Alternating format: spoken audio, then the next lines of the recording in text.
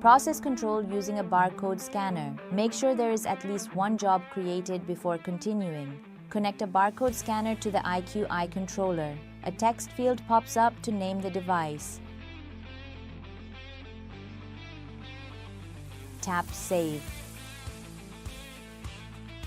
Tap the main menu. Tap on Global Settings. Tap the pull-down menu of job selection. Now select External Barcode VIN. Tap Save. Tap on Communication Settings. Select Barcode VIN from its pull-down menu. Tap Enable Protocol. Tap Barcode Source. Select the newly added scanner. Start and End. These settings refer to the position within a barcode string where the characters that will select a job reside. Example, the barcode scanned is a 12-number string if the job identifiers are located in the first 3 positions.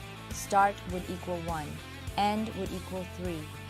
When the 12-string barcode is scanned, only the first 3 positions will be associated to a job. Tap Barcode Criteria.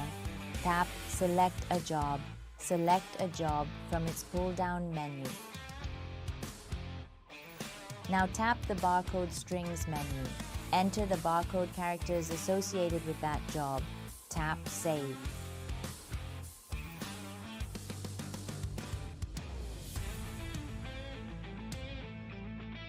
When done associating all barcodes with their respective jobs, tap Save.